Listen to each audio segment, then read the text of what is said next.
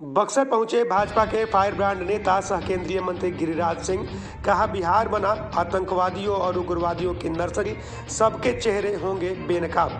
भाजपा के fire brand नेता सह केंद्रीय मंत्री गिरिराज सिंह ने कहा है कि बिहार में जब नीतीश कुमार का राज होता है तो पीएफआई आतंकवादी पटना में अपना ठिकाना बनाए रहते हैं, और जब लालू प्रसाद यादव का राज होता है तो सिमी अपना ठिकाना बनाए रखती है और मुसलमान खूब उछलते हैं तथा पाकिस्तान की बल्ले बल्ले होती है।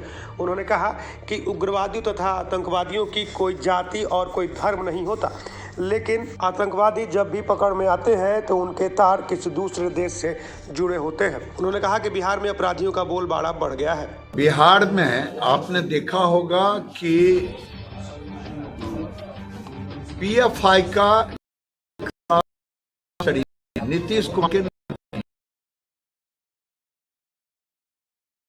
सरकार थी तो उसी का ऑफिस था पटना में। अगर साइबर क्राइम के लिए सीतामढ़ी में पाकिस्तानी एजेंट है तो क्यों नहीं होगा मुरसैया कोतवाल तो डर काहे को। अगर लालू जी की सरकार हो और पाकिस्तान ना उछले तो मुसलमान ना उछले तो कौन उछलेगा।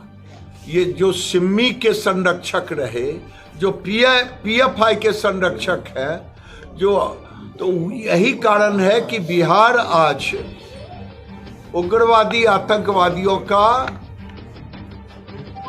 नर्सरी बन रहा है। आज पटना कोर्ट में एक कैदी को अपराधियों ने गोली मारकर हत्या कर दिया है, इस पर क्या?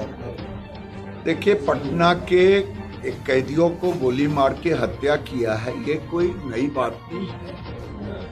जब इंस्पेक्टर को गोली मार दी जाती है, पुलिस को गोली मार दी जाती है, कोई दिन नहीं बीतता है कि 10-5 मर्डर पूरे बिहार में ना हो, 20-25 मर्डर।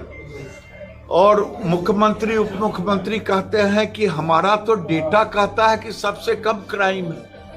अब उनको कौन समझाए कि अब बिहार जंगल राज 2 में चल रहा है।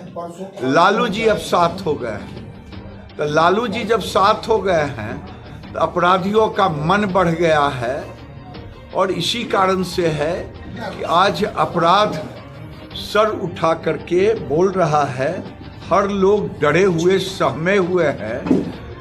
इंस्पेक्टर और जब जान नहीं बचा रहा, जान बचा पा रहा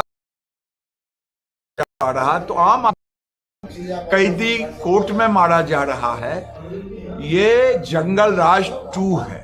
अच्छा सर, जिस तरह से नेता विपक्ष के जो हैं वो आतंकवादियों को भी हिंदू मुसलमान की नज़र से देखते हैं, क्या कहेंगे आप?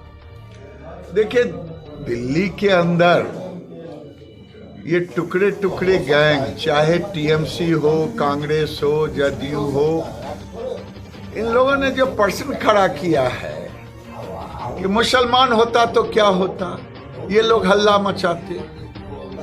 बुरा नहीं मानिए, सरकार के नजर में आतंकवादी आतंकवादी होता है, उसकी कोई जात नहीं होती है।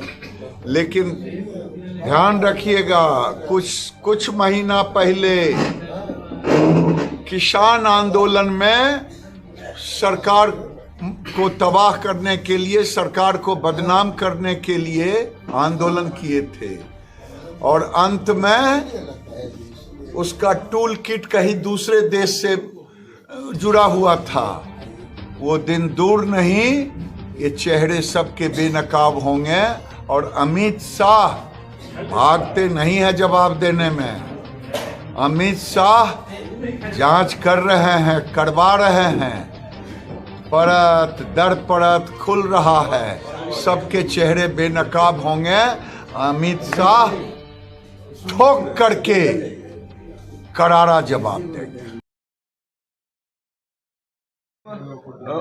वैसी संसद के हमले पर उन्होंने अपना बयान दिया है कि अगर इसमें मुसलमान होते या असलम, हिंदू के नाम की जगह असलम होता तो ये लोग आसमान जमीन पर ला देते। असल है, जाकी रही भावना जैसी प्रभु मूरत देखी तिन तैसी। उनके अंदर जिन्ना का जिन पैसा हुआ है, वो केवल मुसलमान देखते। और भारत सरकार के नज़र में आतंकवादी कि कोई जात और धर्म नहीं होता, वो आतंकवादी होता।